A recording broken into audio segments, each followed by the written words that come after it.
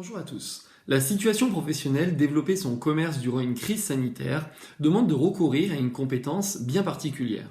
Il s'agit de réaliser et exploiter des enquêtes. Cette vidéo va donc se dérouler en deux parties. La première partie, nous allons observer différentes enquêtes et en déduire les bonnes pratiques lorsque l'on sonde le client.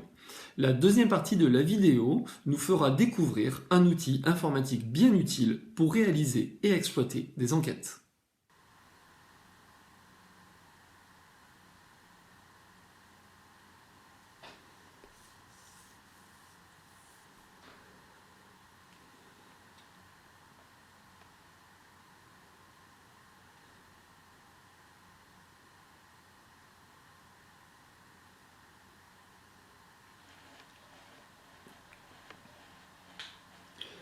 La première partie de cette vidéo va donc consister à observer différentes enquêtes que l'on peut voir ici et en tirer les bonnes pratiques. Donc nous allons commencer par l'enquête ici par Boulanger qui a été administrée en ligne. Alors une administration d'enquête, eh bien c'est la façon dont on a distribué et collecté les résultats de l'enquête.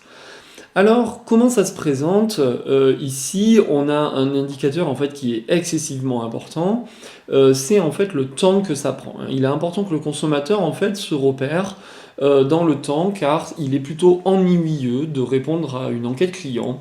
Et souvent, la crainte du consommateur, c'est est-ce que ça va être long? Surtout lorsque vous administrez l'enquête en fait en fin de parcours client, eh bien le client n'a qu'une envie, c'est de consommer son produit, d'aller ailleurs, de partir et de rentrer chez lui. D'accord? C'est pour ça que je demande sur la compétence que l'on va faire d'avoir un minimum de questions afin d'être court, efficace, surtout sur un sujet un peu redondant en ce moment. Donc c'est pour ça que je vous ai conseillé de ne pas dépasser 5 questions. Mais regardons maintenant un peu plus attentivement cette enquête. En fait, elle démarre de façon... alors, voilà, on démarre en haut, on démarre en fait par un sentiment global. Bon, c'est pas ce qui nous intéresse le plus. Par contre, l'une des très bonnes pratiques qu'on va observer tout de suite et que je vous répéterai tout au long de la vidéo, c'est le choix en nombre pair. C'est vraiment la règle d'or à respecter. Pourquoi?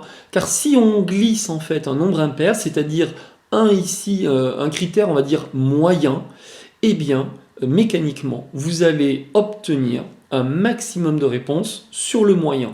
Or, une note moyenne ne me permet pas de déterminer les axes d'amélioration de votre entreprise. En fait, ça veut rien dire. Et c'est pour ça qu'en fait, avec un nombre pair, en fait, on demande au consommateur de s'engager. Est-ce qu'il était plutôt satisfait? D'accord? Si je clique, en gros, est-ce que globalement je suis content ou est-ce que je suis plutôt mécontent? Vous voyez, on va réutiliser les mêmes mots, hein, mécontent, mécontent, satisfait, satisfait. Donc déjà, ça permet même vous, dans l'analyse des résultats, eh bien, d'être plus pertinent sur l'interprétation de ceci. On va essayer de descendre un petit peu. Ici, on va retrouver en fait le même principe. Vous voyez, en plus avec un jeu de code couleur, hein, c'est plutôt bien fait. Ici et ici. Alors, qu'est-ce qu'on peut regarder aussi? C'est que d'abord, on vous pose une question générale. Cette première question, elle est très importante. Puisque c'est juste, ça force le consommateur à se rappeler un peu de son parcours d'achat. Et en fait, vous allez poser les questions qui vous intéressent après. Ne commencez pas votre enquête en demandant directement au client ce que vous cherchez. D'accord? Commencez par le projeter dans « Ah oui, bah, au fait, c'était comment? Ah bah oui, bah, c'était plutôt bien. » Et là, on vous pose la question qui vous intéresse. Eh bien, vous allez voir, cette enquête, globalement, elle s'intéresse au rayon son. Et oui, vous allez voir qu'elle concerne peu finalement le reste du magasin. Et donc ici, on a en fait une grille critériée, hein, mécontent, satisfait. Vous voyez? On retrouve les mêmes mots. Et dedans, je vais avoir plusieurs critères sur lesquels je vais évaluer. Donc ici, je vais évaluer le choix, d'accord, les nouveautés, le balisage rayon, d'accord, l'aspect rupture et tenue linéaire, et l'image prix. Donc vous voyez, en fait, là, j'ai quasiment les 5 basiques du commerce en 2 questions c'est bon, en fait, j'ai déjà tous les éléments qui m'intéressent. Voilà, le reste est intéressant, bien sûr, mais apporte que des précisions. Et là, je vous pose une deuxième question, donc, avez-vous été en contact avec un conseiller? Donc ici, en fait, c'est juste une question qui, si je réponds non, je saute une partie de l'enquête. Si je réponds oui, oui j'étais en contact, eh bien qu'est-ce qui va se passer?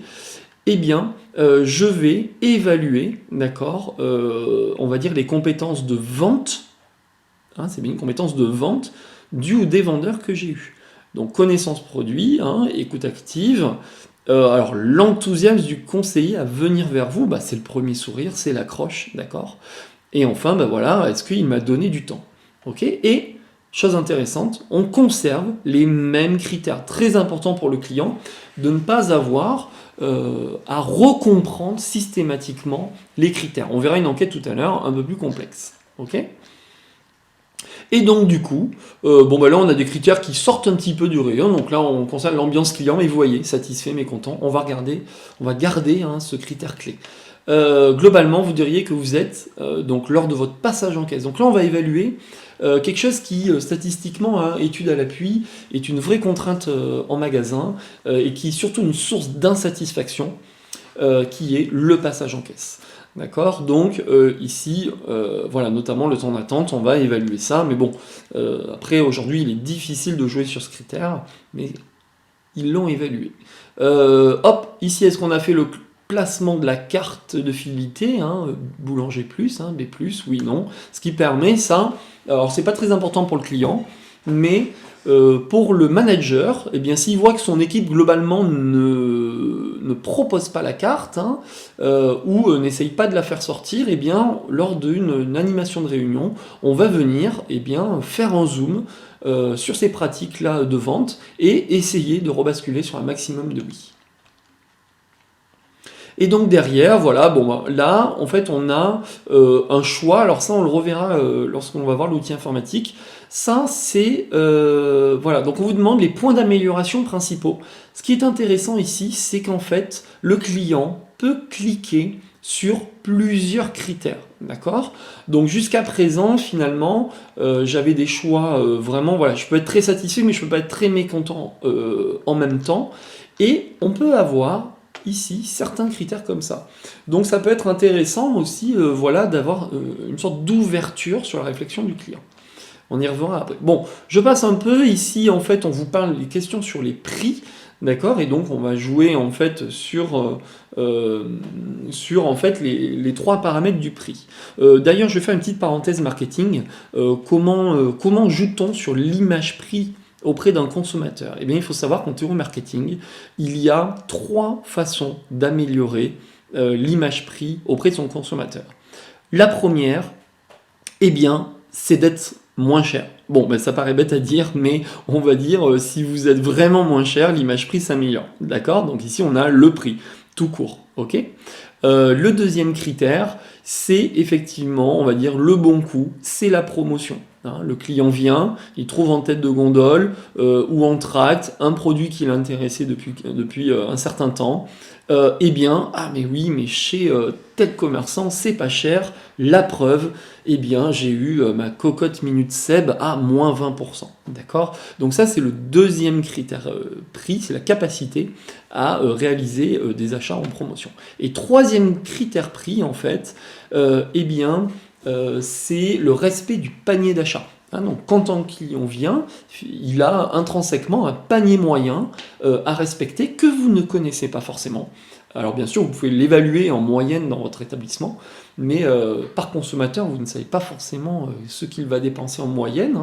Le fait de lui faire respecter ce panier, ce caddie, ce panier moyen, qu'il a son budget tout simplement, va améliorer son image prix. Donc il est intéressant de voir dans des enquêtes comme ça qu'on va essayer en fait de vérifier un peu tous ces critères. Ok ? Bon, quelques axes d'amélioration qui sont ici. Et donc, question qu'on va retrouver beaucoup, c'est la recommandation, puisque finalement, un client qui recommande, finalement, je sais peut-être pas trop pourquoi, mais globalement, ça veut dire que son expérience a été bonne. Et surtout, c'est-à-dire qu'il va être fidèle par la suite. Donc ça, c'est vraiment une phrase qui est très très intéressante, même si on ne sait pas forcément pourquoi. D'accord, mais voilà. Donc ça, finalement, c'est 2 fois la même question, hein, voilà. Là, par contre, voilà, c'est pas très intéressant, je trouve que ça rallonge l'enquête, d'accord. Bon, voilà, là, on vous emmène sur l'omnicanal. Bon, je vais passer sur l'enquête. Ah oui, petite chose intéressante, tout ce qui est les critères, en fait, de segmentation de la clientèle sont à poser à la fin, si vous les posez. Alors je demande dans l'enquête que vous avez à faire là sur le Covid-19 de pas forcément poser ces questions-là, puisque bon souvent on a déjà les infos et puis c'est pas ce qui nous intéresse, d'accord. Voilà, donc là aussi on est sur des critères de segmentation. Je vous renvoie sur le cours de la segmentation si vous ne savez pas ce que c'est. Allez, on va basculer sur une enquête ici qui a été administrée en fait en papier directement en fait, donc voilà le Leclerc Drive en sortie de voiture, et donc là on est quelque chose de plutôt simple. Donc ici sur la zone, hein, Leclerc pardon, a 3 drives, d'accord. Ici une sortie sud, d'accord, une sortie ouest et une sortie est de la ville. Et ici, on est finalement sur un critère un peu RFM, hein, d'accord, donc c'est-à-dire notamment où est-ce que je suis et est-ce que je suis client depuis longtemps ou pas.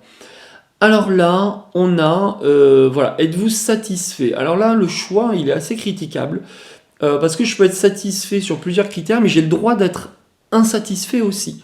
Alors vous voyez, il se passe des ratures, en plus j'ai la fameuse question ouverte. Voilà, alors si vous voulez dans les bonnes pratiques, si vous voulez être efficace dans votre traitement, évitez les questions ouvertes. Parce que ça veut dire qu'il faut lire l'ensemble des données. Et souvent, vous n'allez pas forcément trouver la même chose. C'est vous qui allez interpréter ce qui est écrit. C'est relativement difficile en fait d'en tirer quelque chose de très bien. Alors de temps en temps, on en a besoin, d'accord, mais là, c'est pas ce que je vous demande d'utiliser pour l'instant. D'accord, donc ici pareil, on retrouve la technique de la liste et j'ai le droit de mettre plusieurs éléments.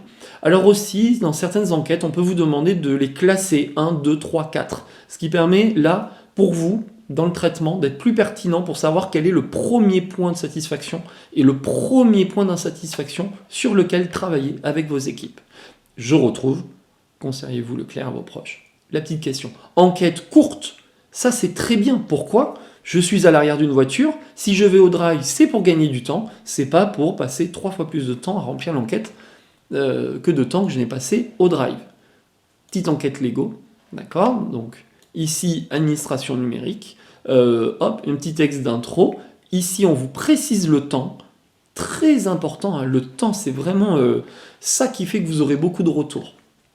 Je retrouve ici une échelle de valeur, d'accord, donc bon, suite à une expérience récente, blablabla, on s'en fout, nous ce qu'on veut c'est regarder ça.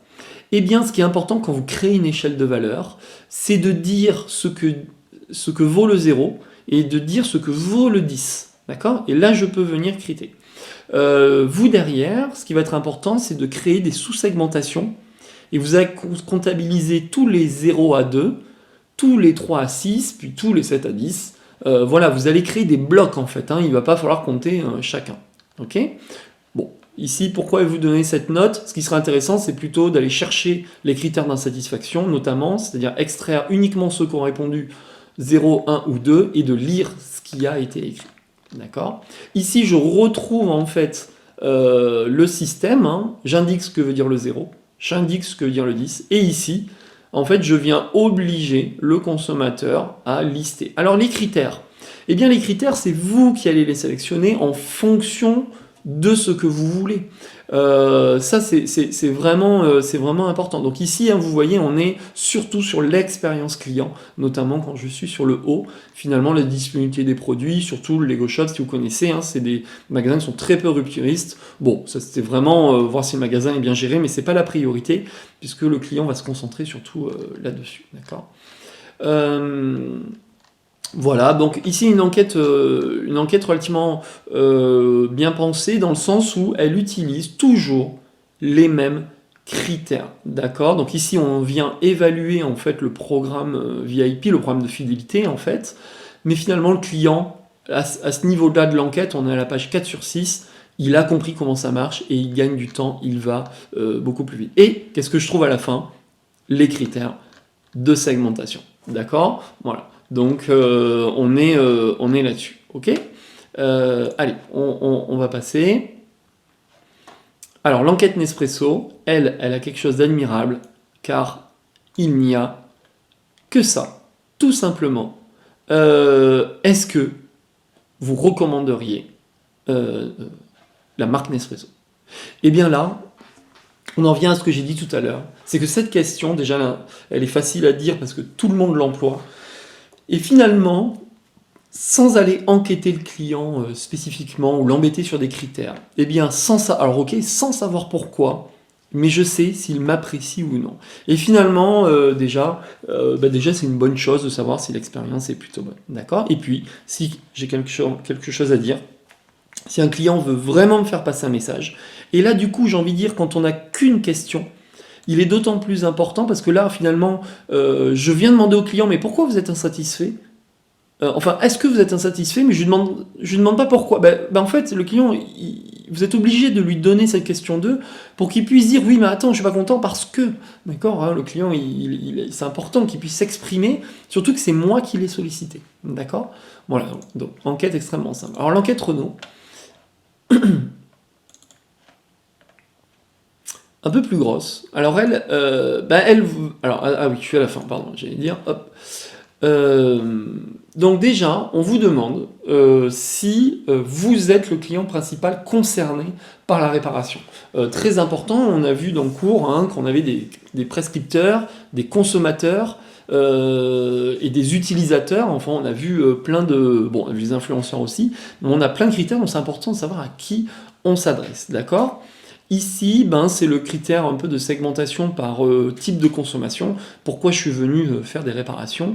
Eh bien, ça permet derrière éventuellement de quantifier un peu les actes les plus importants réalisés. Personnellement, je trouve cette question un peu inutile, parce que normalement, si vous avez un bon système informatique, vous savez pourquoi il vient. Donc j'ai envie de dire, cette question, elle a dû être mise parce que leur système informatique ne permet pas de sortir les types de facturation. Donc, question à faire pour tous ceux qui n'ont pas de service informatique assez puissant. Et là, regardez, ici, je retrouve ma grille de critères. Je dis bien ce qui est le meilleur, ce qui est le moins bon. Sauf que, regardez, en fait, ils font apparaître comment ils vont analyser les résultats. Parce que, je répète, quand vous faites une grille comme ça sur 10, alors sur 10, sur 100, ce que vous voulez, vous êtes obligé de créer, vous, en termes d'analyse, je parle, vous êtes obligé de créer deux groupes, sinon vous ne pouvez pas tout analyser. Mais là, en fait, le client, finalement, c'est une sorte de forme de double enquête, parce que vous voyez, j'ai premier critère, deuxième critère, troisième critère, quatrième critère. Finalement, on aurait pu se contenter de mettre une case, une deuxième, une troisième, une quatrième. Mais là, en plus, on vient sous-diviser. Alors bon, pourquoi pas? Pourquoi pas, mais finalement, vu que j'ai déjà les trucs en haut, moi je pense qu'il aurait été mieux de mettre 4 cases. On serait allé beaucoup plus vite en termes d'analyse. Alors là, l'erreur, ça veut dire que le client a bien compris comment ça marche. Eh bien, je viens rajouter, d'accord, la case du vide, celle qui ne veut rien dire. En plus, ils le mettent ni satisfait, ni insatisfait. Moi, j'en ferai rien. Je veux dire, moi, professionnel, je ne ferai rien de cette information. D'accord ? Là, on recommence. D'accord ? On recommence encore. Voilà, on recommence. Regarde, on recommence. Ok, allez, c'est parti. C'est dommage parce qu'on était bien parti au début. D'accord ? Parce que franchement, regardez, que le client il mette 5 ou 6. Pas grand-chose. Alors, du coup, c'était voilà, pour critiquer un peu. Bon, je critique pas, c'est une enquête, c'est pas facile à faire, mais c'était pour qu'on puisse avancer sur la réflexion de comment réaliser une bonne enquête client. D'accord ? Ici, en plus, on revoit aux anciens critères. D'accord ? Voilà, donc je vous invite, vu que c'est une vidéo, à revenir sur un certain nombre de questions. Vous regarderez la vidéo, vous ferez des pauses, et puis vous pourrez vous inspirer de cela. Alors maintenant, on va passer à la deuxième partie en fait, de cette vidéo, qui est l'outil informatique Google Forms. Alors, Google Drive propose en fait un certain nombre de documents en création. Donc ici, je vais aller doucement, vous avez les 3 principaux. Et ici, vous pouvez venir créer, donc là je suis sur mon petite parenthèse, hein, sur mon explorateur internet, et donc je ne passe pas par aucune application. Et ici j'ai Google Forms, d'accord? Donc ici je vais créer un fichier, donc ça m'ouvre un nouvel onglet, je viens créer un formulaire, d'accord, ici, et je vais l'appeler. Donc ici, hein, je n'oublie pas d'entrée de jeu, hein, de venir modifier mon titre, hein, d'accord. Voilà, hein, je peux mettre enquête test Covid-19. Alors du coup, ici, j'ai en fait, je vais pouvoir créer des questions. Alors la description du formulaire, hein, cette zone, hein, ici on va le mettre, donc c'est une zone qui est utile, d'accord, si l'enquête, d'accord, est imprimée, ok, et surtout si le client est autonome face à l'enquête pour voir. Et donc ici, j'ai ma première question. Eh bien, je vais mettre ma première question ici, hein, je vais mettre le titre, hein, de la première question, ici. Titre de la première question. Et en fait, mon outil va me permettre, voilà, de sélectionner le type de question que je veux. Ici, j'ai le choix multiple. Alors, le choix multiple, d'accord, attention au nom, parce que ça veut dire que le client n'aura le droit qu'à une seule réponse. Donc, typiquement, ici, je peux avoir ce que l'on a vu précédemment. Je peux avoir typiquement ce genre de grille de questions à choix multiples à 4 critères. D'accord ? Faites attention. À 4 critères, vous voyez, je réemploie bien le même mot à chaque fois. Comme ça, le client ne se perd pas. Si j'ai envie d'utiliser que ce système, parce que c'est très rentable, eh bien, je peux tout simplement ici dupliquer ma question et j'ai plus qu'à changer ici mon deuxième titre, tout simplement. D'accord ? Alors, je vais dupliquer cette question, on va voir un petit peu ce qui se passe, mais je peux ici j'ai un petit ascenseur, vous voyez, qui se déplace à chacune de mes questions et qui me permet de rajouter un titre, une photo ou un lien YouTube, etc. Chose intéressante, hein, hop, mon questionnaire, je peux le réorganiser. On a vu que notamment, il fallait qu'il y ait un entonnoir, hein, je parle d'une question générale. Ça, c'est vraiment une grande règle. Je parle d'une question générale pour que le consommateur se rappelle de son acte d'achat ou de son parcours client. Et ensuite, dans les questions suivantes, je viens poser les questions qui m'intéressent. Donc ici, je peux faire un plus et je vais ajouter une question. Donc ici, je suis à la 3e question. Alors, j'ai la case à cocher. Alors, la case à cocher, en fait, va me permettre, comme on a vu tout à l'heure, de pouvoir cocher plusieurs réponses en fait en même temps. D'accord ? Donc ici, dans Boulanger, hop, je remonte un petit peu. Nous avions des questions notamment ici sur des axes d'amélioration. Voilà, case à cocher, je peux en cocher plusieurs. Ok ? Donc ça c'est important, c'est ce qu'on appelle la case à cocher. Enfin, si vous avez aimé l'échelle linéaire, donc là, à vous de préciser, voilà, par exemple, elle va partir de 0 pour aller jusqu'à 10, et chose, vous voyez, Google Forms utilise les bonnes pratiques, eh bien, on va pouvoir remettre, je vais dire ce que vaut le 0, et je vais dire ce que vaut le 10. Très satisfait. D'accord ? Je peux rendre ici mon enquête, ma question, pardon, obligatoire. Alors, comment administrer cette enquête ? Alors, eh bien ici, en fait, je vais pouvoir l'envoyer. D'accord ? Donc ici, comment ça se passe ? Je peux l'envoyer via les emails. Donc si j'ai mes mails clients, alors, chose qui, vous allez me dire, oh là, je vais pas taper tous mes mails. Non, mais si vous avez un classeur Excel avec les mails, vous faites un copier de toute la colonne, vous faites un coller global ici, et Google s'occupe du reste. Et voilà, vous avez l'objet qui est là, vous avez le message de votre mail, d'accord ? Et vous pouvez soit mettre le lien, soit inclure le formulaire directement dans le mail. Et quand j'appuie sur renvoyer, en fait, c'est une administration, c'est-à-dire que les clients vont remplir le questionnaire et générer des résultats. Je peux aussi, si je veux poster ça sur Facebook, sur Instagram ou autre, je peux directement ici copier en fait l'URL de mon enquête, d'accord? Là j'ai mon lien, je vais copier ici et je peux coller ça dans un post numérique quelconque, d'accord? Bon, je peux créer même un site internet, mais bon, c'est pas l'idée. D'accord, donc ça c'est là. Bon, bien sûr après vous pouvez imprimer hein, en fait le questionnaire tout simplement, et dans ce cas-là, eh bien à vous de l'administrer et de récupérer l'ensemble des résultats. D'accord? Alors justement, parlons des résultats et on va aller voir une ancienne enquête test qui avait été faite ici. Donc ici, vous voyez, j'ouvre une enquête déjà existante. D'accord?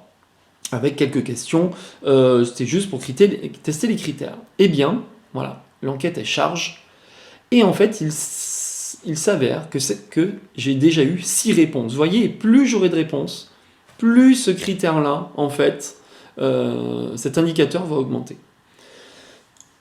Et, chose incroyable, qui est vraiment la puissance de cet outil, c'est que la compilation des résultats se fait automatiquement. Et vous permet d'obtenir, fait les conversions en pourcentage avec les légendes. Ici, j'ai la création d'un histogramme. Pourquoi un histogramme? Parce que je lui ai demandé des cases à cocher, donc le client peut répondre plusieurs choses. D'accord? Et donc je vais avoir une répartition forte ici. Donc là, comment il faut lire hein? Eh ben, c'est que 50% des consommateurs, d'accord, aiment le rayon vrac. D'accord? Parce que vous voyez bien que ça ne fait pas 100 hein, l'ensemble. Voilà, hein, donc voilà. Là, ça veut dire que j'ai les 2 tiers de mes clients qui aiment le secteur Thibaut. D'accord? Voilà. Évaluer la qualité. Ici, par contre, j'ai une répartition sur 100%, hein, on va dire. Si je fais 50 plus 33, eh bien, à 83%, mes clients, d'accord, sont satisfaits de la qualité produit. D'accord? Vous voyez, des fruits et légumes. Vous voyez, il faut cumuler toujours les résultats. Ok? Bon, ça c'était juste un petit test, c'est pour vous montrer. Donc, élément très important, quand vous utilisez Google Forms, les clients peuvent automatiquement venir vous créer des résultats. Alors vous allez me dire, oui, mais si on imprime l'enquête en papier, j'ai pas ces résultats. Eh bien, si, en fait, vous allez récupérer les enquêtes remplies en papier, vous allez tout simplement vous-même eh bien, réaliser l'enquête, et puis à chaque fois, vous faites entrer, feuille par feuille, et vous allez voir, ça va très très vite, parce que je vous demande maximum que 5 questions, et pas de questions ouvertes. Hein. Donc forcément, ça va aller très très vite, et derrière, bah, vous allez obtenir votre graphique, hein, je veux dire, allez, en 10 minutes, vous avez l'ensemble, et ça prend beaucoup moins de temps que de remplir un classeur Excel, générer des graphiques, etc. Voilà, donc ça va être bientôt la fin de cette vidéo, hein. Je vous encourage à la revoir en entier s'il y a des points qui sont pas très bien perçus, et surtout suivez bien les règles d'or. Alors pour l'administration de votre enquête, moi je vous conseille fortement de la réaliser à différents jours de la semaine et différentes heures de la journée, pour avoir le panel le plus large possible de vos clients.